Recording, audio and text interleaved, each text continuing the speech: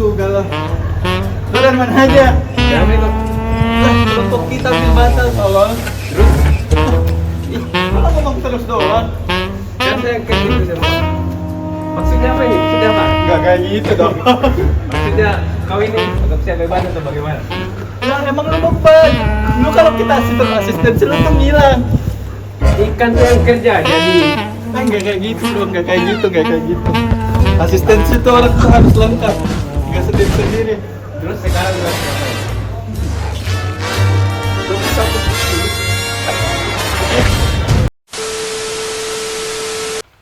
Assalamualaikum warahmatullahi wabarakatuh. Waalaikumsalam. Masya Allah. Selamat datang di podcast Kelompok 13. Yang dimana di sini kami akan membahas tentang coefficient lift. Nah, apa itu coefficient lift? Nah, coefficient lift itu sendiri merupakan sebuah fungsi yang menentukan seberapa besar sebuah gaya lift yang terjadi pada sebuah benda yang melewati sebuah fluida.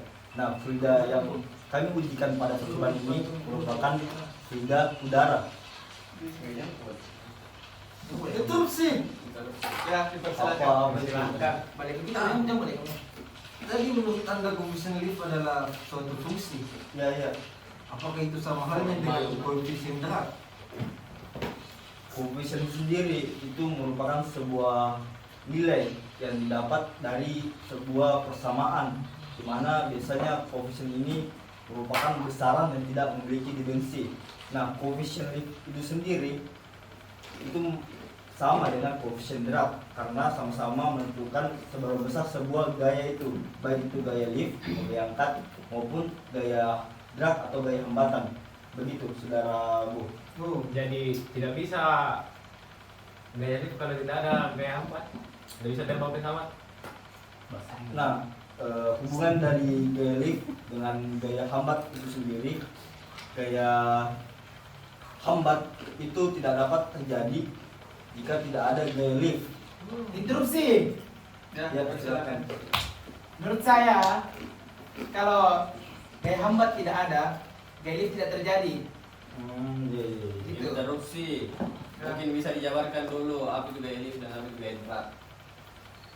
Nah, gaya lift itu sendiri merupakan sebuah gaya yang terjadi karena adanya perbedaan laju aliran pada permukaan suatu benda. Nah, benda yang kita ujikan kali ini merupakan sebuah airfoil.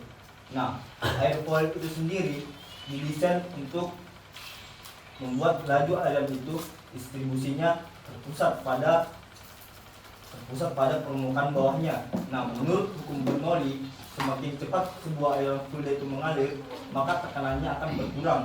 Nah, karena laju aliran itu lebih pelan di bagian sisi bawah, maka tekanannya itu lebih besar pada sisi bawah daripada sisi atas, sehingga tercipta sebuah gaya lift yang mengangkat model airfoil itu. Gaya berat tadi. Berat. Kalau menurut kalian, apa hubungan dari sudut serang dengan peningkatan coefficient lift? Dari zero, dari bikin mulai. Ada yang bisa? Saya sendiri itu kurang mengetahui tentang titik serang sendiri. Ya, bagaimana titik serang itu sebenarnya tercipta pada airfoil? Apakah cuma di airfoil atau apapun itu dapat terjadi titik serang? Sebelumnya saya dulu. Mungkin saya bisa jelaskan apa itu sudut serang atau angle of attack. Interupsi. Sama. Oh, tidak. Silakan. Tidak, saudaraku. Sudut serang itu adalah di mana garis pemandu pada badan pengangkat dan vektor melambangkan ya, sudut serang atau angle of attack adalah istilah yang dipakai dalam dinamika di mana garis pemandu dan badan pesawat mengangkat. Jadi kalau semakin tinggi sudut serang, bisa dibilang akan terjadi fenomena stall atau berkurangnya energi gaya angkat pesawat karena lebih besarnya gaya hambat dibandingkan gaya lift. Betul juga. dari saya sendiri setuju dengan pendapat dari Mas Danu ini, karena sebenarnya peningkatan sudut serang itu sendiri sebenarnya tidak selamanya berhubungan dengan kerugian dari biaya lift. Nah, pada aerofoil ketika sudut serang itu meningkat, peningkatan koefisien lift itu juga sebenarnya akan meningkat, artinya dia linear. Namun pada beberapa model airfoil terdapat sudut serang yang maksimum, artinya jika digambarkan grafiknya, peningkatan sudut serang akan mengalami juga peningkatan dari koefisien lift itu sendiri. Namun pada sudut tertentu akan terjadi penurunan dari koefisien lift. Nah, pada aerofoil yang kita pakai pada percobaan ini itu adalah NASA 0012, di mana penurunan dari koefisien lift itu sendiri terjadi pada sudut 15 derajat. Nah, kembali lagi ke fenomena stall. Nah, karena hubungan dari fenomena stall dengan peningkatan dari sudut serang ini, ketika sudut serang semakin besar, maka akan terjadi sebuah separasi aliran yang biasanya terjadi pada leading edge atau permukaan awal dari airfoil itu sendiri. Nah, ini separasi aliran ini akan mengacaukan distribusi aliran. Ini juga dapat menyebabkan berhentinya laju aliran jika sudut serang itu sangat besar. Nah, itu penjelasan dari saya mengenai hubungan sudut serang dengan fenomena stall dengan hilangnya koefisien lift. Nah, jadi saya lagi. Kan ini kalau bahas koefisien lift atau gaya lift itu tidak selalu melulu dengan pesawat toh. Betul. Mungkin ada bisa sebutkan pengaplikasian gaya lift di bagian-bagian lain atau dalam selain pesawat begitu.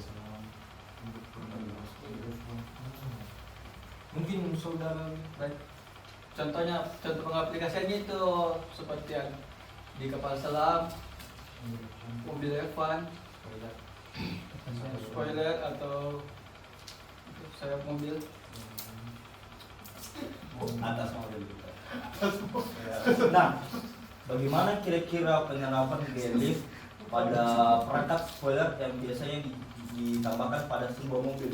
Saya sangat penasaran dengan spoiler itu sendiri. Ada yang saya jelaskan. Oh, silakan saudara Bu. Oh, Ya, atas. jadi begini. Spoiler itu sebenarnya cuma tambah-tambahan di mobil. Oh, Nah, tambahan.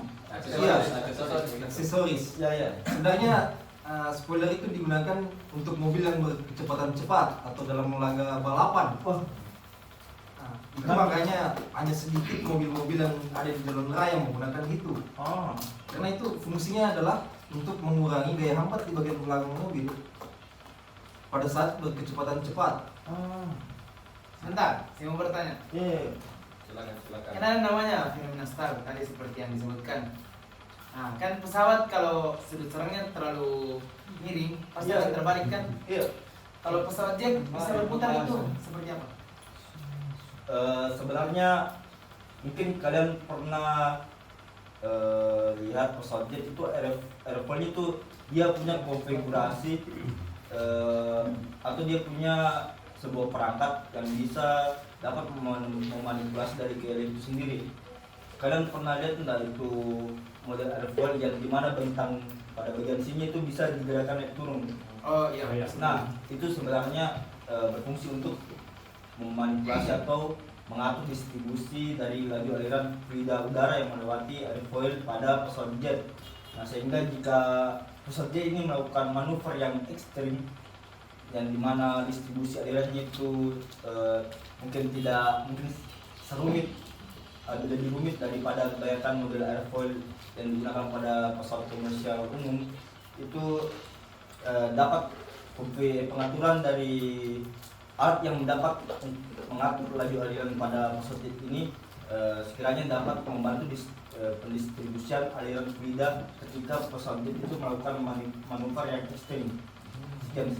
Jadi bisa terjadi seperti itu. Bisa terjadi seperti berputar kayak beratraksi kan? Ya, bisa. Biro mau bertanya silakan. Kenapa jadi? Berarti itu pesawat kalau nggak ada airfoilnya nggak bisa terbang atau bagaimana? Nah, sebenarnya sebuah pesawat apakah dapat terbang tanpa adanya airfoil itu, kalau menurut saya itu tidak akan bisa, karena dari airfoil sendiri itu dirancang sedemikian rupa agar terjadi pendistribusian laju aliran itu lebih terpusat ke sisi bawah dari permukaan airfoil itu sendiri. Nah, tanpa adanya airfoil ini, sebuah pesawat ini akan menerima distribusi aliran yang tidak terpusat, sehingga gaya liftnya itu tidak cukup untuk mengimbangi gaya berat dari pesawat itu sendiri, sehingga tidak akan terjadi penerbangan yang memiliki stabilitas arah yang bagus. Terus apa bedanya sama roket yang tidak ada airfoil? Kenapa bisa terbang? Nah, roket itu sendiri tidak menggunakan prinsip gaya lift dalam penerbangannya. Nah, roket itu sendiri menggunakan daya dorong dari hasil pembakaran mesin, kalau setahu saya itu menggunakan mesin jet, atau mungkin ada penyebutannya lah, istilahnya dia menggunakan daya dorong dari hasil pembakaran yang secara vertikal mendorong roket itu menuju ke langit lah istilahnya. Oh, jadi aku bertanya nih, kan ada yang namanya separasi aliran, itu kayak berpisahnya suatu aliran dari permukaannya suatu benda. Nah, apa hubungannya separasi aliran dengan fenomena Stark? Nah, separasi aliran itu sendiri biasanya terjadi ketika airfoil itu sendiri memiliki sudut saraf yang sangat tinggi. Nah, misalkannya inilah airfoil.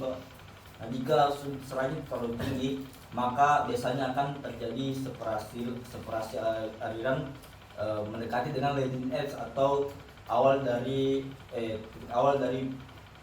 model airfoil ini. Nah, karena dia terjadi separasi aliran, yang maksudnya gaya lift itu akan optimal jika separasi aliran itu mengalir dengan tanpa adanya pemisahan aliran wilayah dengan permukaan benda. Nah, jika terjadi separasi aliran, maka distribusi aliran itu akan kacau. Jadi karena distribusi aliran kacau, maka gaya liftnya itu mungkin tidak cukup lah. Makanya itu pesawat bisa jatuh karena hilangnya gaya lift yang seharusnya itu tercipta optimal dengan sudut saraf yang tepat atau menciptakan posisi lift yang mengimbangi dengan gaya berat dari pesawatnya. Nah, begitu. Nah, satu lagi. Ini belok dulu dari pesawat. Kalau bisa belok ke kapal selam mungkin. Mau jelaskan ini mekanismenya itu kapal selam tentang gaya angkatnya, dan bisa dibilang dia sederhananya mengapung dan tenggelam. Iya. Nah, begitu mekanismenya. Jadi kalau lagi mau mengapung kapal selam, tangki pemberatnya itu dikeluarkan airnya dan diisi dengan udara. Sedangkan kalau mau itu tenggelam, maka diisi lagi air untuk tenggelam. Mungkin ada pertanyaan. Nih, kalau saya ini kembali jadi muncul pertanyaan mengenai spoiler. Nah, kenapa kebanyakan spoiler itu dia sudut kemiringannya itu dia menurun begini? Kenapa tidak begini? Nah, kenapa ada yang saya belum bertanya sama kalian? Begini. Sebenarnya fungsi utama spoiler itu adalah apa? Kan gini, kalau di pesawat itu kan pasti mereka menginginkan gaya liftnya untuk mengangkat. Iya. Nah, sedangkan di spoiler itu mereka menginginkan gaya liftnya untuk membuat bebannya ke bawah. Oh, Karena itulah mengapa Iya, spoiler mobil itu malah cenderung ke bawah. Oh, seperti di MotoGP ya? Salah. Beda. Ini spoiler di mobil. Pengaplikasian spoiler di mobil itu dengan di motor beda. Oh, beda Di ya. mobil itu mereka menggunakan tipe rear spoiler. Ya, di belakang. Iya, di belakang. Sedangkan di motor itu mereka menggunakan front spoiler. Oh. Paham. Karena kan di MotoGP itu pas bagian start itu kan biasa motornya itu akan mengangkat. Terbang tinggi sekali itu begini. Karena torsinya yang Tinggi tinggi. sekali, bagus sekali. Karena itulah Besarkan tenaganya ringan Ki. Iya, karena itu digunakan front spoiler supaya bagian depannya itu tidak terlalu mengangkat. Oh, Bedanya ya. Bedanya spoiler. Kayak paham lanjut. oh mungkin ada gembang kenapa dia miring. Nah ini kan kalau miring ini maka distribusi alirannya lebih cepat di bagian atas toh. Nah karena tidak kayaknya terbalik. Kayaknya mungkin miring itu dia maunya menciptakan distribusi aliran itu lebih distribusi tekanan itu lebih besar pada bagian atas. Nah karena dia lebih besar pada bagian atas maka dia kan memberikan dorongan lah, artinya ada goyang-goyang di belakang. Nah begitu gimana kan? Ya, itu juga bisa terjadi ya. Ya. Ya, mungkin itu juga salah satu fungsi Ya. aplikasinya di mobil. Nah, cocok gitu. Betul. Mungkin ada lagi. Mungkin cowok tahu Ya. kan dalam aerodinamik itu ada 4 gaya. Iya. Mungkin gaya-gaya apa tadi itu mungkin bisa dijelaskan. Saya lupa Mi ya. Ada yang bisa jelasin ini kan? Lupa saya Pak ada itu. Empat gaya itu. Saya tahu penjelasannya. Oh. Pesawat kan Ada pesawat. Ya, ini pesawat. Jangan bicara. Iya, ilustrasikan pesawat saja. Ilustrasikan. Dari jasa sebelumnya. Di mana? Pakai dulu. Cepat gayanya. Empat gaya. Yang pertama itu ada namanya gaya angkat. Nah, gimana itu? Cak? Maksudnya di mana? Yang mana yang naik ke atas? Itu yang begini kan naik. Contoh Dia yang mengangkat ke atas. Jadi gaya angkat itu dia mengangkat di Iya. satu sama ya. Terus gaya apa lagi? Kedua, Kedua itu ada gaya dorong. kayak dorong. Kayak dorong itu. Yang Belakang. Oh, dari Dari belakang. belakang ke depan. Nah, terus yang ketiga Gaya beban. Beban. Teman itu. Beban atau gravitasi? Gaya beban itu ke bawah dia. Mau ke bawah ini. Bukan itu gravitasi, bukan. Bukan sana. Karena berat itu masa dikali gravitasi. Nah, terhitung juga gravitasinya itu. Jadi termasuk gravitasi. terus yang terakhir apa? Terakhir apa? Dorong. Sudah baik. Sudah. Berapa Kayak tadi? apa? Yang terdepan. Tiga. Jadi tak menahan. Hambat. Yang terakhir itu ada namanya gaya hambat. Nah, Gaya hambat yang itu terjadi di depan yang menghambat pesawat. pesawat. Nah, di situ nih yang terjadi nih aliran itu menabrak. Itu. Lanjut ke Bina. Contoh kita waktu Lanjut contoh. Nah, ada yang namanya pengaplikasiannya gaya lift itu di layang-layang. Kenapa itu bagaimana? Sederhana sekali itu di kenapa nggak terpikirkan? Sangat sederhana itu. Contoh Contoh sederhananya gaya lift. Kenapa bisa? Ini Wira mungkin Bisa terlalu di- sederhana mungkin bisa dijelaskan. Iya. Kayak Gaya Iya, lift pada iya. layang-layang. Sebagai pro layanan. Sebagai powders ilustrasikan di misalnya mana? Apa itu kan? Ilustrasikan itu kabel cas saja. Cas kan jadi benang. Kota-kota. Kalau yang lain di atas. Nah, Oh, ini daerah enak. Nah, ini Tadi kalian- ini. Oh, gimana kan? Ini lima yang beda di bawah. mungkin bisa agak begini di. Ya. Kebetulan model layangnya cas di. Bagaimana itu? Bagaimana gaya angkat gaya liftnya terjadi di layang-layang? Karena gaya lift itu Kasih ke sana tuh. Ada ke sana. Ini kalau layang-layang. Mengarah ke kanan. Begini. Kan nah, semakin miring Kan ini itu, terbang. maka semakin tinggi mengangkatnya. Oh, jadi bisa dibilang itu untuk layang-layang gaya style itu sangat itu kan di. Iya. Harus dibentang mana begini. semakin miring tambah naik. Iya. Jadi Sama kalau begini- semakin juga gaya hambatnya dan gaya liftnya itu semakin tinggi juga. Nah, kenapa bisa terjadi curug? Yang itu layang-layang jadi begini jatuh. Nah, karena Dikali ya dua anu ditarik pak. nah ini kala ya. Karena bisa.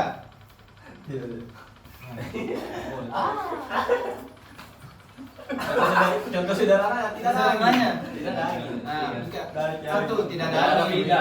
Nah, beda. Terus gaya hambatnya itu tidak ada yang bisa Imbangi. Nah, Mungkin tidak tepat bilang tidak ada fluida. kekurangan fluida. Oh, iya. Kan pasti di Iya, atas iya, itu mati pasti dia. ada angin Iya. atau udara, pasti tetap ada fluida. Kan? Cuma karena gaya hambatnya itu kurang. Jadi dia tidak ada gaya angkat. Terus yang balon udara tidak tambah kurang fluida, kenapa bisa terbang? Nah, itu Nah, cara kerjanya beda lagi. ini caranya beda lagi. Dia itu pakai uap. Wah. Nah, di situ tadi yang layang-layang, kembali ke layang-layang toh. Kenapa tidak bisa melayang kalau tidak ada gaya dragnya? Karena itu Mi, kalau tidak ada Mi gaya drag, itu gaya lift tidak akan terjadi tuh gaya lift. Hilang seperti tadi tuh layang-layang langsung dia curu jatuh ke bawah kan. Nah, gitu. Kalau balon udara tadi, mungkin bisa jelaskan itu bagaimana mekanisme balon udara yang bisa terangkat. Dia kan balon udara. Mekanisme itu kan dia kan pakai asap pembakaran. Beda pembakaran. Jadi dia seperti gaya drag seperti itu. Lebih tepatnya itu seperti ini. Kan di balon udara itu melakukan pembakaran. Pembakaran gitu. Karena adanya pembakaran jadi oksigen di dalam balon udara itu kurang. Dikarenakan perbedaan iya. tekanan di dalam dan di luar, makanya itu dapat mengangkat. Jadi Itu bisa dibilang, sederhananya begitu. jadi bisa dibilang ini fluidanya sama masanya itu sama berat atau lebih besar Iya. fluidanya. Yang Gitu. saya tahu juga fluida yang masuk itu helium. Jadi bisa Makanya dia lebih mengangkat. ringan. Lebih ringan itu oksigennya. Masa jenisnya. Massa jenisnya lebih ringan. daripada Fluidanya. Masa Efisien yang di luar. Makanya dia bisa mengangkat. Karena dia kan pakai helium. Lebih ringan lagi. Oh iya. Ya, mungkin bisa dilihat berapa waktu ini. Ada mau kutanyakan nih. Tadi Silakan. kita menyinggung tentang Gila be waktunya sini. apa namanya? Sudut serang. Oh, jauh beloknya nih, jauh beloknya kembali. Itu hubungannya sudut serang dengan gaya koefisien lift itu bagaimana dalam aerodinamika, konteks aerodinamika. Seperti yang sudah saya jelaskan sebelumnya, untuk mencapai aerodinamika pada pesawat terdapat sebuah variasi sudut serang yang dimana koefisiennya itu mengimbangi dengan gaya berat dari pesawat itu sendiri. Nah, jika terdapat sebuah variasi sudut serang yang optimal, ini akan sangat membantu dari segi aerodinamika pesawatnya. Nah, begitulah. Mungkin. Ya, mungkin dikarenakan karena waktu juga. Padahal pas mau gak bertahan kan. Saya lupa dikarenakan salah satu beban kita ingin bermain Mobile Legends. Jadi mungkin kita akhiri saya diskusi ringan ini. Tanpa kamera begitu nih. Oh, iya. Oke, ini video kedua. Baik. Ada kata-kata dari kelompok 13. Apa tuh? Sifat fluida memberikan kelolosan, Ya, memungkinkan kita beradaptasi dan berkembang seiringnya perubahan. asik. Salam pergerakan. Saya bilang seperti Frida, sebesar apapun rintangannya, Frida akan selalu melewatinya, sekecil apapun celahnya.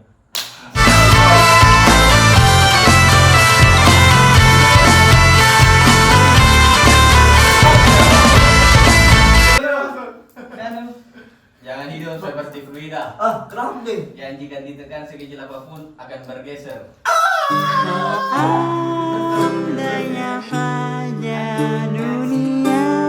Jangan terjebak dan terapung dalam stagnasi. Cakep. Tambahkan koefisien lift, Cakep. maka hidupmu akan berubah.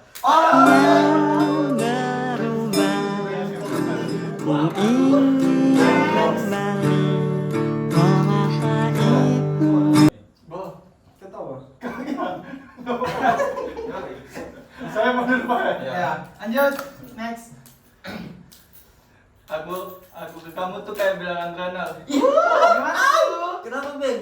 Akunya turbulen, kamunya laminan. Sesaat aku temukan temukan wanita rupawan. Ingatlah, walau hidupmu lancar seperti aliran lamina, pasti akan ada gaya gerak yang akan menghambatmu.